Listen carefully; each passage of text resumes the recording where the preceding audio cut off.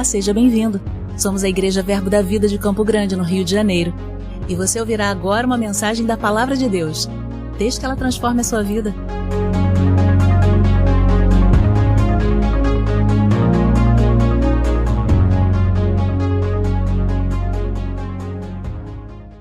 Mas é um patamar. Estamos alcançando. Amém? Oh, glória a Deus. Estou muito feliz, irmãos. Porque Deus é bom. E o diabo não presta. Nós vamos iniciar. Iniciamos pela manhã. Muito obrigado. Te agradeço. O Senhor é maravilhoso. Iniciamos pela manhã o tema desse mês, falando sobre redenção. E a gente vai conversar um pouquinho sobre isso. E Rodrigo trouxe uma introdução incrível. Eu até falei para ele, como prega depois de você? E botei aquele bonequinho assim, desfalecendo. Aí ele, Deus é contigo, varoa.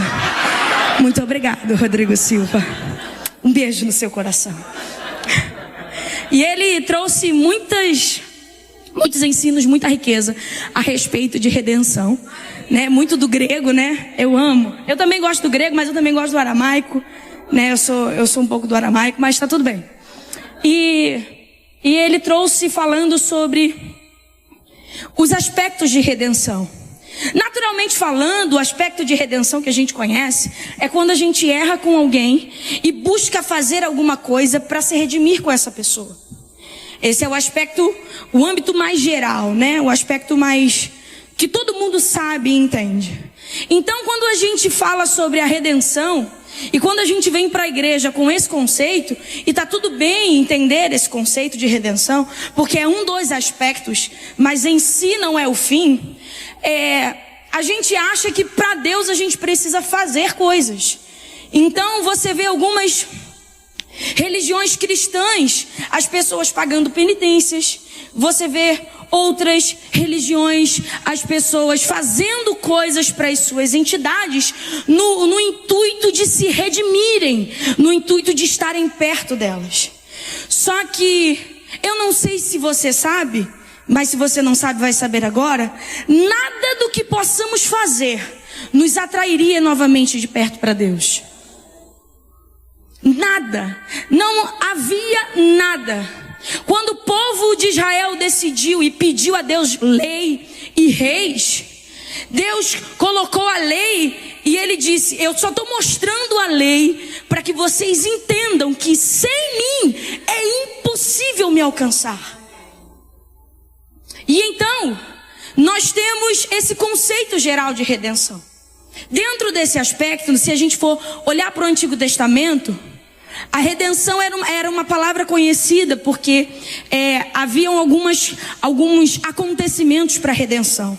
E aí eu não vou me ater a todos, e aí depois, se você quiser, eu te dou algumas explicações, mas eu vou me ater ao exemplo de Ruth. E é por isso que agora eu vou fazer um merchan. Eu lancei uma música agora, e dentro da música tem um trecho dizendo que ele é o fiel remidor. E o que isso quer dizer? E aí quando eu ouvi sobre redenção, e eu tô nesse ápice da música, eu falei, uau, meu pastor é incrível. Foi guiado por Deus. Então, o que acontece com Ruth? Ruth se casa com um hebreu, só que ela não é hebreia, ela é moabita. E aí, a família do esposo dela, a mãe, os outros irmãos vão embora para Moabe. E o que acontece? Ruth se torna viúva e aquele homem não dá a ela filhos. Então a sua sogra decide voltar para Belém e lá mendigar ou se tornar escrava de alguém. Ela precisava de redenção. E qual é o que a instituição, o que a lei dizia a respeito disso? Que quando a mulher se casa e o marido a deixa sem filhos, o marido morre e deixa sem filhos, o cunhado ou o parente mais próximo tinha a responsabilidade de remi-la, de redimi-la. Para quê? Para que desse a ela filhos, para que o morto, o falecido, tivesse uma herança, tivesse filhos, tivesse um legado à frente. Só que o que acontece? Se você lê o livro de Ruth, é muito rapidinho. Depois eu te aconselho a ler. O parente mais próximo não aceita Remila, porque ele não aceita a proposta do casamento. Então surge Boaz na história. E aí Boaz se torna o remidor. Boaz era um parente mais distante. E aí descobre a história dela, vai à frente dos anciãos e fala: olha, eu decidi redimi-la, resgatá-la. Eu decidi tomá-la para mim. E agora eu vou pagar todas as dívidas, eu vou pegar as terras, eu vou quitar tudo, eu vou resolver o problema dela. Porque a partir de hoje, o problema de Ruth é meu, porque agora ela é minha esposa. Sendo ela estrangeira. Isso se assemelha um pouquinho a nós. Nós éramos estrangeiros. E o fiel remidor decidiu tomar nossa dívida, decidiu pagar as nossas despesas e falar assim: agora eu tô te remindo, eu tô te redimindo, eu tô te resgatando, eu tô te trazendo para minha família. Então eu vou só pensar isso, mas eu quero que você abra a sua Bíblia lá em Marcos capítulo 10.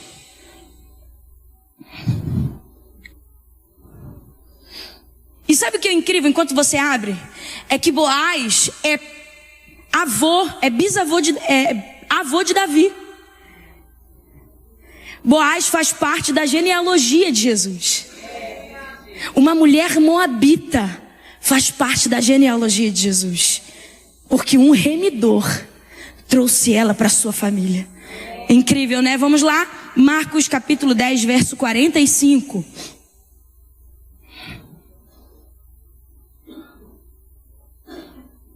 Eu estou lendo na versão Almeida, revista atualizada. Diz assim: pois também o Filho do Homem não veio para ser servido, mas para servir e para dar a sua vida em resgate de muitos. A palavra resgate, e aí nós temos a primeira palavra a respeito de redenção. No Novo Testamento nós temos algumas palavras a respeito de redenção. Essa palavra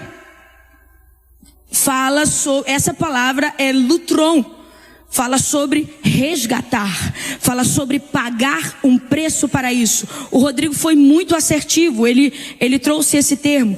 E aí eu vou pensar umas coisas que eu li nesse livro aqui, a gente tem lá na nossa livraria, Armado para o Combate, do Rick Renner. Se não me falha a memória, está no capítulo 4 ou 5, fala sobre descansando na redenção. É muito incrível todo o conteúdo que ele traz aqui, e eu só dei uma resumidinha, uma enxugada para a gente chegar em um bom lugar, amém? E aí a gente vem Jesus, a Bíblia vai dizer que na plenitude dos tempos, a gente vê em Jesus o resgatador. E é isso que ele está dizendo aqui. Pois também o Filho do Homem não veio para ser servido, mas para servir e para dar a sua vida em resgate de muitos. E como vemos essa afirmação lá em Colossenses capítulo 1, versículo 13. E ele que nos libertou do império das trevas e nos transportou para o reino do Filho do seu amor, em quem temos a redenção, a saber, a remissão dos pecados. Mas o que precisamos entender é que a nossa remissão, a nossa redenção, não se assemelha a uma redenção de um escravo comum. Engasguei, desculpa. Como assim, Juliane? É muito simples. Se a gente olhar para a história do Brasil, que a gente tem um conceito da escravidão muito forte, né? E hoje a gente ainda vive resquícios dessa escravidão. A gente vê que a história diz sobre a Lei Áurea, que a princesa Isabel assina e alforria os escravos. Então, aqueles escravos, eles estão alforriados. Só que o que acontece quando o assunto é redenção na Bíblia? Você não é um pecador redimido. Assim como você não é um escravo alforriado. E aí você vai dizer: nossa, que heresia. Não é. Abra sua Bíblia comigo Lá em 1 Coríntios, capítulo 6, versículo 20.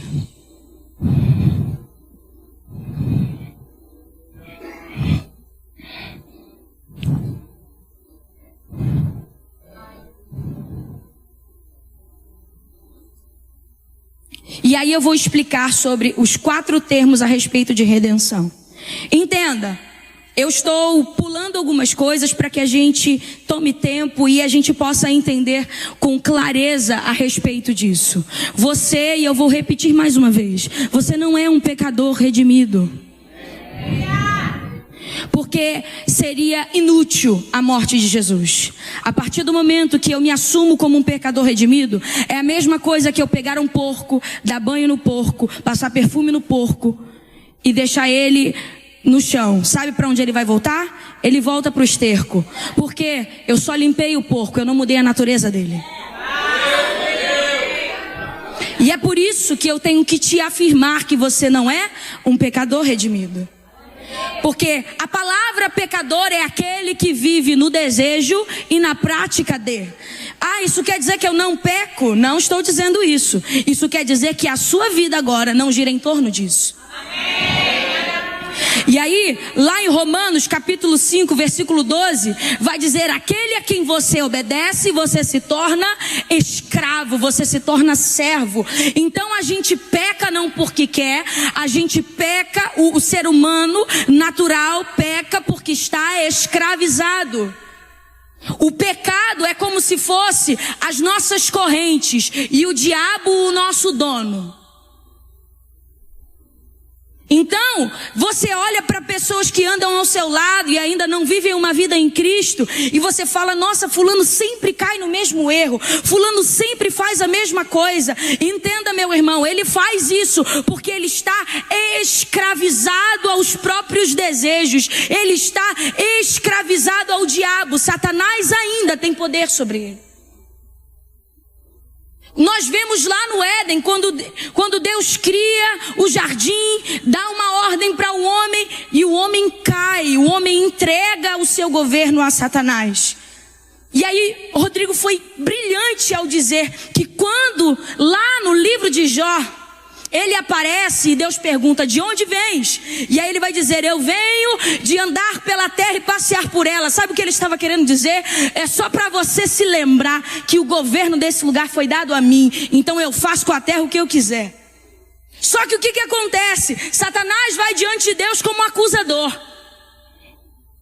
E aí, ele vai lá reivindicar que mesmo a terra, mesmo o governo dessa terra ainda sendo dele, havia um homem justo. E é nesse texto, nesse livro, alguns historiadores vão dizer que surge a palavra advogado. Porque não havia ninguém que pudesse tocar no homem para entender a situação do homem, mas ninguém que pudesse tocar em Deus para saber como Deus é. É por isso que Jó olha para o futuro e vê: eu sei que o meu Redentor vive e por minha causa ele se levanta. Jó ainda não tinha a concepção de Cristo, Cristo ainda não tinha aparecido para ele, mas ao entender o coração de Deus, ele percebe que lá no futuro haveria alguém que pleiteasse sua causa. Então você entende que os homens pecam, vivem uma vida pecaminosa porque estão presos, estão escravizados. E aí nós vemos a primeira menção da palavra grega agorizo. Porque fostes comprados por preço. Essa é a palavra agorizo. Glorificai a Deus no vosso corpo. E o que significa agorizo? Agorizo significa mercado de escravos. Então Cristo, na plenitude dos tempos, se manifesta e ele não volta mais aonde Deus havia criado. Ele chega num mercado de escravos. Aonde, se você ouvir a história da escravidão, se você conhecer e buscar um pouco, você vai ver quão deplorável era a situação de um escravo. O escravo era esbofeteado, o escravo era cuspido. O escravo, ele era visto como um animal, ele não tinha direito nem à fala. É doloroso demais, irmão. E era essa a condição aonde nos encontrávamos. E aí, Jesus desce aonde? Ao mercado de escravos. É por isso que aonde ele passa, aonde ele ia, as pessoas, elas eram salvas. Ele curava e dizia: a tua fé te salvou. Vá e não peques mais. Não é, quando Jesus falava vai e não peques mais, não é igual a gente fala. Vai e não peca mais, hein? Não, querido. Aquilo que Jesus dizia tinha poder para alterar a vida daquela pessoa. Então, ao passo que ele dizia não peque mais, ele habilitava aquela pessoa a viver um novo estilo de vida. É como se ele tivesse: tô tirando as correntes, agora você é livre. Essa é a palavra agorizo. A segunda palavra para redenção é exagorizo. Gálatas capítulo 3, versículo 13. Você está sendo abençoado essa noite?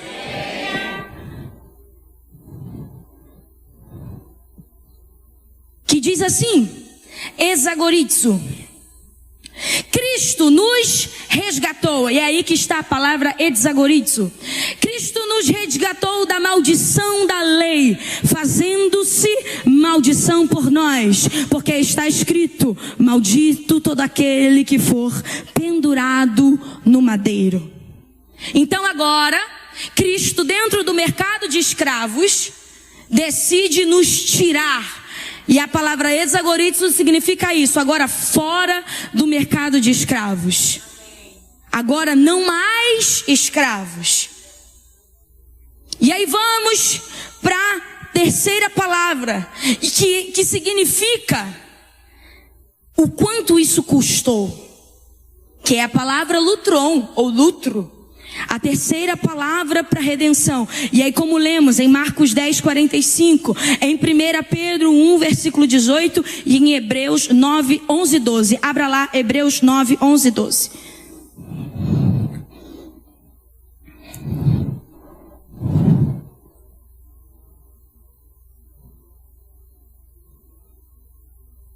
E agora eu quero explicar algo a você.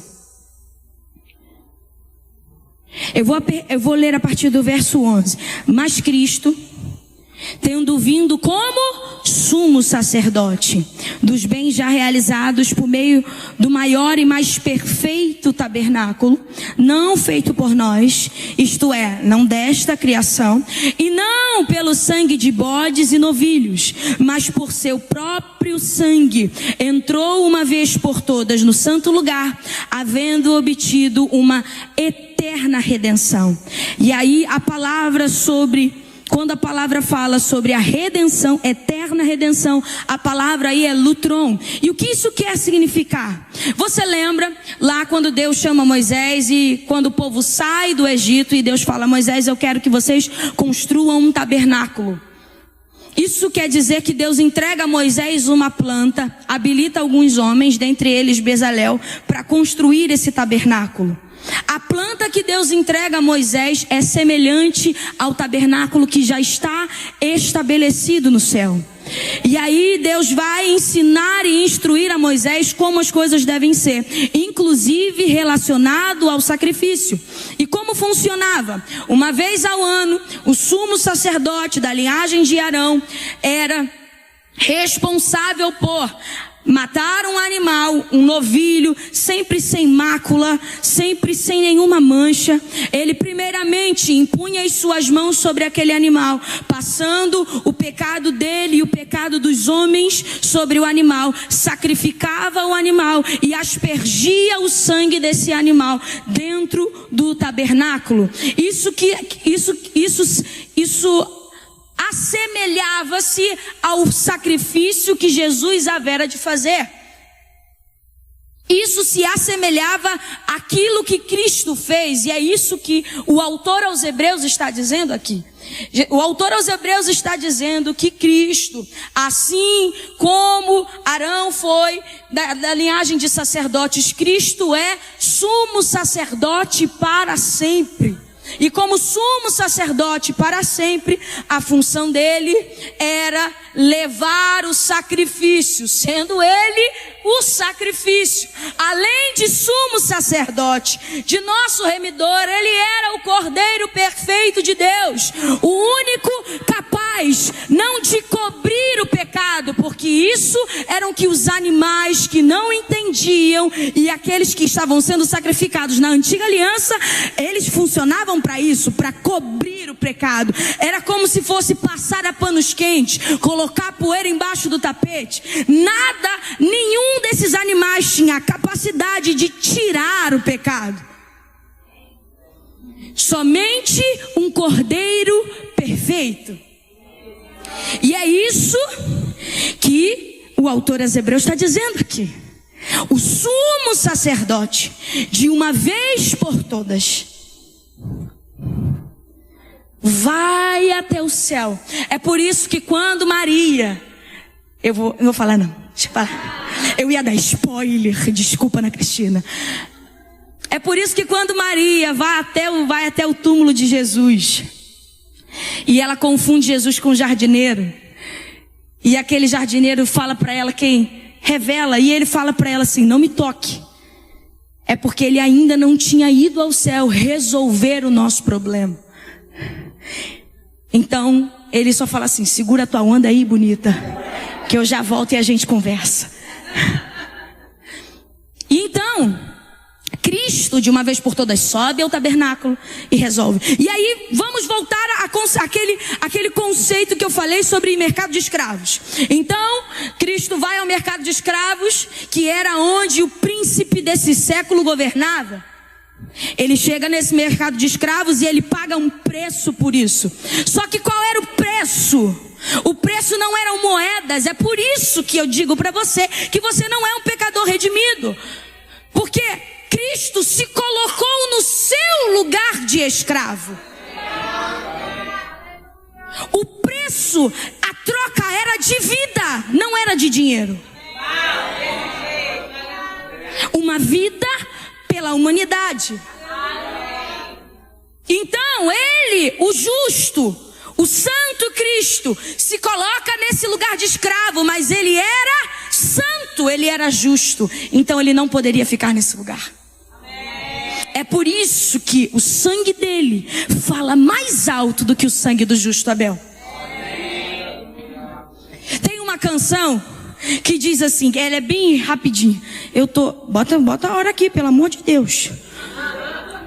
Ela diz assim: me disseram que o sangue de Abel ainda clama contra mim. Me disseram que o pecado de Adão ainda quer um preço a pagar. Me disseram que eu nunca poderei mudar, pois a maldição lançada é mais forte do que a bênção. Mas o sangue tem uma voz, o sangue de Cristo tem uma voz que fala mais alto, que fala mais alto. E ela diz inocente, ela diz inocente, ela diz inocente, eu sou. Foi isso que o sangue de Cristo fez. Ele não paga o teu pecado, ele inocenta você. Esse é o conceito de justiça de Deus. Nós pensamos que o nosso conceito natural de justiça é alguém pagar por aquilo que merece. Só que o que merecíamos, a morte, não tinha como a gente quitar essa dívida. O que merecíamos é a morte. Mas a herança, oh meu irmão, você não está entendendo. Cristo não foi lá, deu 3 balas, 7 belo. Ô Juquinha pro diabo, falou assim: olha, tô pagando aí com um troco de bala, você vê se resolve o meu problema. Não, meu querido. A a semente pura de Deus, o unigênito, ele era único, não havia ninguém semelhante a ele. O unigênito de Deus desce para se tornar primogênito, porque todo aquele que viesse após dele, não viveria mais uma vida de escravo. Não olharia mais para o diabo e falava assim: opa, desculpa, seu diabo, eu sou forreado por você. Não é essa a nossa condição. Não é isso que redenção fala. E aí nós vamos ao último termo, que é a palavra apolutroses. Efésios capítulo 1, versículo 7.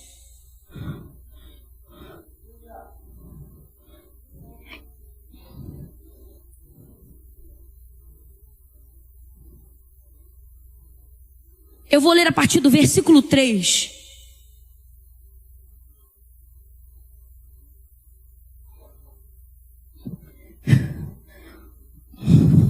Bendito seja o Deus e Pai de nosso Senhor Jesus Cristo, o qual nos abençoou com todas as bênçãos espirituais nas regiões celestiais em Cristo, como também nos elegeu nele, aonde? Antes da fundação do mundo, para sermos o quê? Santos, irrepreensíveis diante de quem? Diante dele. Ele nos fez irrepreensíveis e santos. É por isso que não tem como caber um pecador e um santo, um irrepreensível e um pecador. Não cabe mais para você. Aleluia. E nos predestinou. Para quê? Para sermos filhos de adoção. Através de quem? Jesus Cristo. Para si mesmo. Ele nos adota para quem? Para si mesmo. Segundo o beneplácito da sua vontade. Para o louvor da sua glória. Pensa, meu irmão, aonde você passa. E eu vou te dizer, você que veio aqui essa noite e ainda não tem essa convicção, hoje você pode sair de cabeça erguida e dizer: olha, de fato hoje me tornei filho de Deus. Mas se você já é filho de Deus, entenda, aonde você passa, Deus olha para você e vê elogio.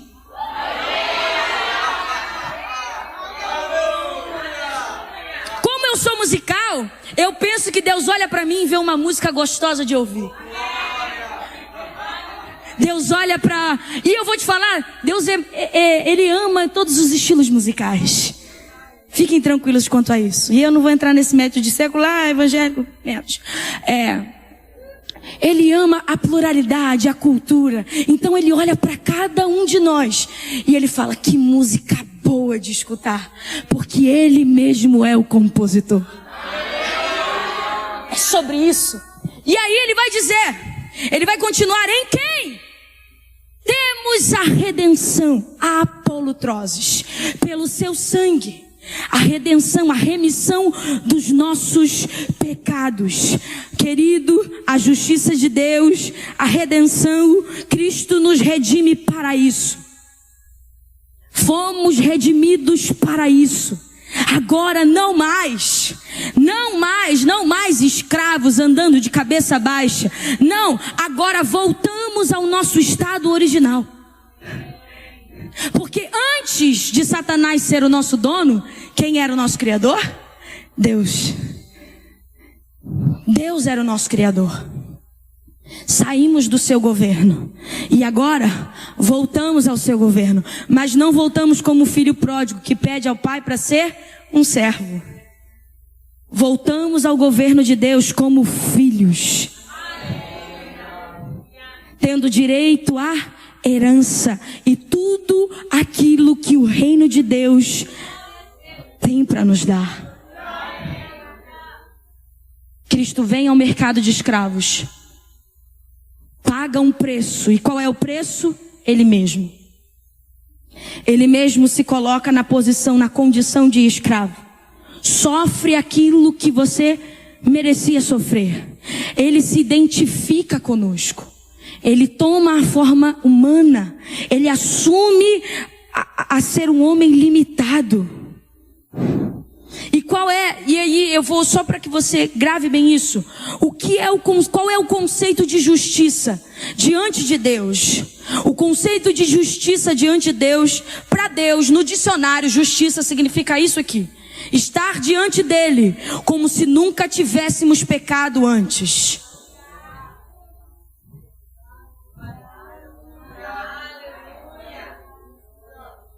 E com esse ato de nos tirar dessa vida de pecado, nos entregar uma nova vida. Cristo não veio te melhorar, irmão. Ele não veio acertar sua vida. Ele veio restaurar você. O sangue dele é capaz de te fazer um novo tipo de gente. E é por isso que lá em Hebreus capítulo 4, verso 16, eu vou só ler.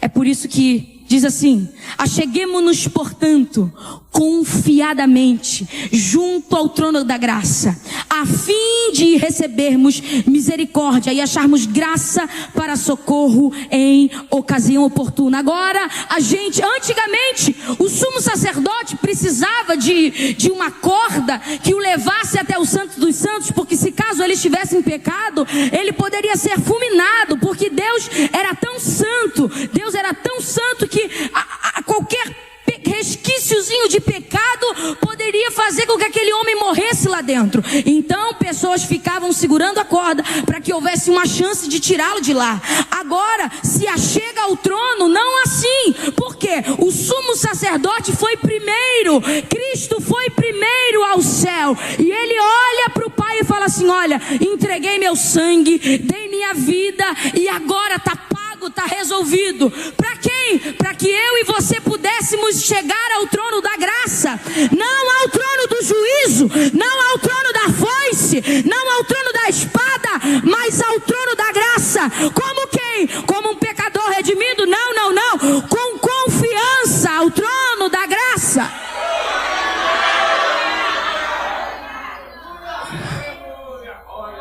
E eu não estou falando do ato de se render ao Senhor. Eu estou falando do ato da nova identidade.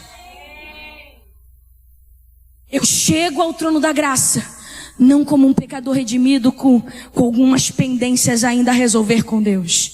Eu chego ao trono da graça, banhado do sangue de Cristo. Deus olha para mim e fala: inocente.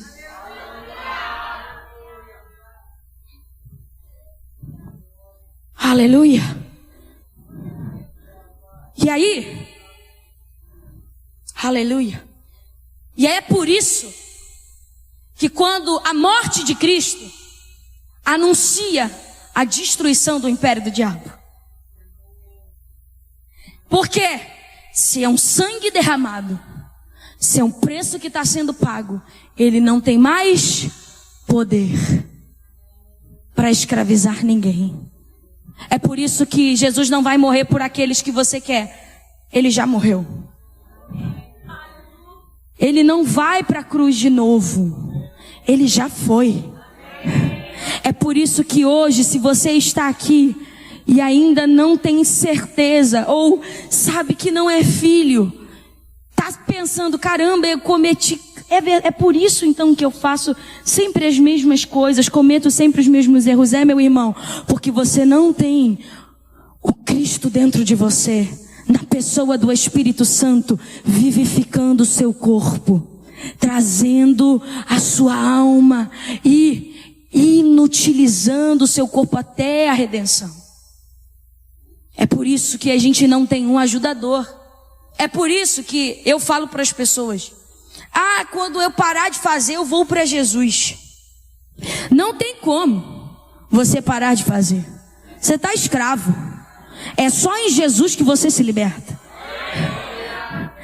Quando eu vim hoje, mas quando eu parar de fumar, eu acho que meu querido, vem fumando, vem bebendo, vem do jeito que você está.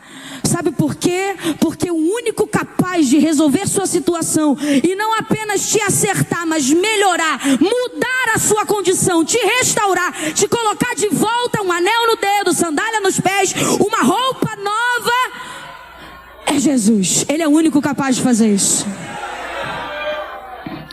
E como eu faço isso? E como eu recebo isso? Pela fé. Como receber? Fé. Eu preciso crer que Ele existe e que é galardoador daqueles que buscam. Eu só preciso disso? Só. Eu só preciso crer. Você só precisa crer. Então Ele vem ao mercado de escravos. Ele paga o preço. Como que Ele paga o preço? Se colocando no meu lugar de escravo. Mas como Ele não tem, como Ele é justo, como Ele é santo, Ele é livre, Ele não tem como ficar preso porque Ele é santo. E aí a própria vida dele paga o preço por mim e por você. Mas ele não faz como a alforria fez com muitos, com os nossos irmãos pretos lá da escravidão do Brasil. Que você está livre, mas agora se vira. Não! É isso que um escravo alforriado vivia. Não é isso. Ele paga o preço por você, Ele morre no teu lugar, pagou o preço, sangue derramado, consumado, tetelestai, ok. E agora eu te trago para mim. Agora você vai viver como eu vivo, você vai desfrutar do que eu desfruto, você vai ser como eu. Agora você é meu, é meu, é meu. Isso é redenção. Ele pega meu passado. Olha como Deus é incrível. Deus é tão incrível que fez o mar e deu para esse mar um nome: esquecimento. Aí Ele pega o teu pecado e joga lá. E não só o teu pecado de hoje, o teu pecado de amanhã, de depois, porque é eternamente, não tem começo, não tem fim. Eternamente filho. Juliane, o que eu preciso fazer? Ministério de Música pode subir? E o que eu preciso fazer? Crer. Crer que Ele me substituiu. Crer que Ele morreu no meu lugar. Crer que Ele sofreu a minha dor. Ele levou a doença que ainda te assola. Ele levou. Então hoje Satanás não tem poder de manter ela sobre o seu corpo, porque Ele levou a doença que nos assola. Todas as doenças, todas as enfermidades, todo tipo de transgressão, Ele encravou na cruz do Calvário e disse: tá pago. É por isso que hoje o acusador não tem mais poder de nos acusar. Por quê? Não tem escrito de dívida. E aí eu vou ler o último texto com você. Se você quiser, pode cantar Bom Perfume, que tá, tem um idioma nessa música. Então troca então. Eu anotei tantos versículos aqui, irmãos. Eu vou só citar, porque agora não aparece para mim. Quem intentará contra os escolhidos de Deus? É Deus quem nos justifica. Quem nos acusará? Oh, meu irmão, olha para o teu acusador e pergunta: cadê a acusação que era contra mim? Foi encravada na cruz do Calvário, foi apagado no mar do esquecimento. O preço tá pago, tá pago, tá pago, tá pago.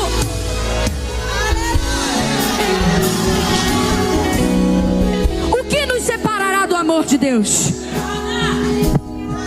Nem a morte, nem a doença, nem o passado, ou seja, aquilo que você fez no passado não tem capacidade de separar de Deus. Nem o presente, nem o porvir. Nada pode te separar do amor de Deus. No grego nada significa nada. No hebraico nada significa nada. No português nada é nada. No inglês nada é nada.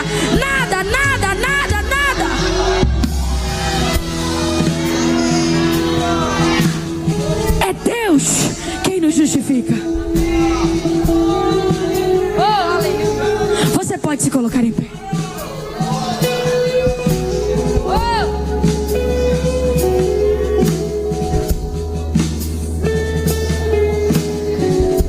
Não há mais quem nos condene. Por quê? O Cordeiro que tira o pecado do mundo desceu. E quando ele desceu, ele vai ao mercado de escravos. Ele vê você nessa condição e ele fala: eu vou tirar eles daí. Ele se coloca nesse lugar. Ele paga o preço por você, entregando a própria vida. Ele desce às profundidades do inferno. Ele toma a chave. Ele toma a chave da morte nas mãos do diabo. Ele quita a nossa dívida. Oh, aleluia. Ele nos pega dessa condição de escravos e ele nos coloca na posição de filhos. Ele nos tira desse lugar. Ele nos liberta desse lugar e ele nos transporta para um novo lugar. E agora vivemos não mais como escravos do medo, escravos do passado. Não, livres. Irmãos, é por isso que você pode levantar mãos santas, porque não há correntes que prendam, não há ferrolhos, não há portas, nada pode nos separar, nada pode nos apagar desse amor. Ninguém pode mais nos acusar, ninguém pode mais nos acusar.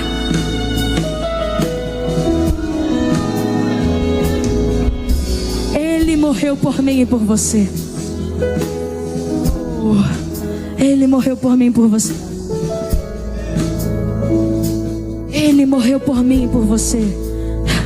Ele vai até o mercado de escravos. Que me deu tudo e nos resgata desse lugar. Eu dou meu coração.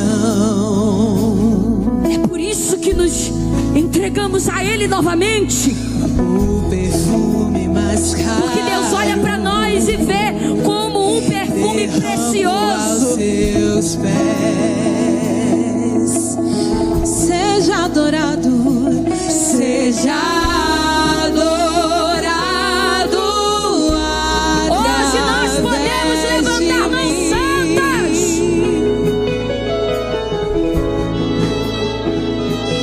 Eu te entrego toda a minha devoção.